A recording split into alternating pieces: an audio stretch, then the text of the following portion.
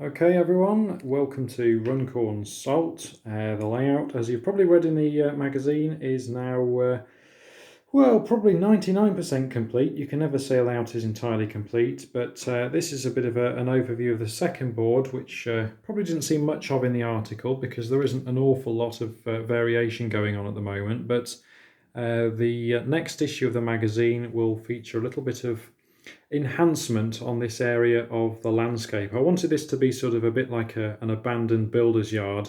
A few bits going on, bit of activity, but mostly weeds. And weeds are something that many people struggle to get looking effective on a model railway. We all like doing grass with our static grass applicators, but I thought I'd introduce a bit of variation. So whilst this sufficed for completing the layout, I'm going to take it a step further next issue and just see what we can do in this little bit of scrubland area. You've probably also not seen the van do a complete lap of the circuit, so I'm going to try and do that for you now. I've got Fowler's little van here, on-off switch, set it in motion, and you can see there the little magnetic strip which runs in the track. Probably just pick out a little bit of it there showing through the filler. I'll just see if we can get it to do a complete circuit without crashing this time. It is very temperamental, particularly as these boards aren't set up permanently. So if we can just convince it to do a complete lap there.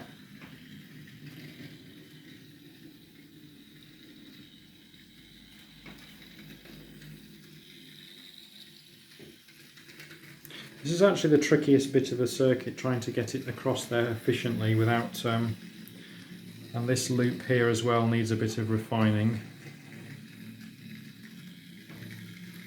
But there you go, you get the idea. It'll just do its thing for, I'm guessing, probably half a day on the battery charge. I mean, I've had this this van charged now to do the test around Runcorn Salt for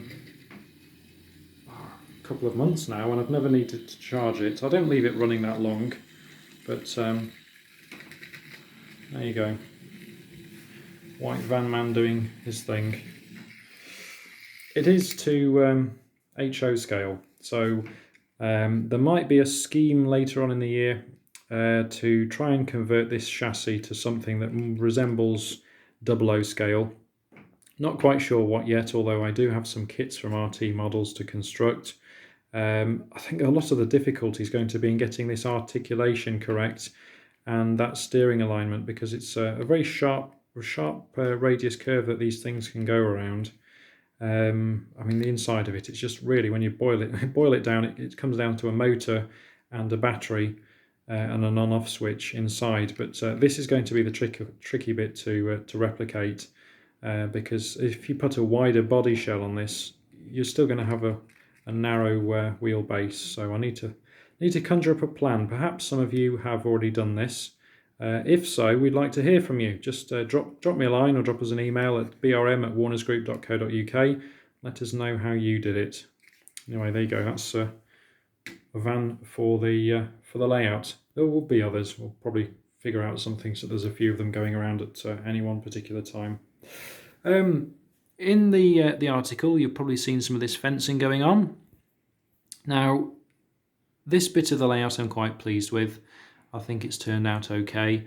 There are, however, other aspects of the layout I'm less pleased with, and one of which is here. It's during this setting up of this little video, there's about 3 or 4 weeks gone since the layout was complete, and it got knocked around a bit, and as you can see, when I built the layout, it was made from plaster, this top bit, and it's just had a bit of a chip. So I'm not going to try and make an absolutely perfect repair of that. That can just become a pothole of some description. But one of the things that really needs disguising is this hideous baseboard joint, which goes the full length of the layout. So over here, for instance, I can hide this with a little bit more gravel and perhaps a few bushes and things.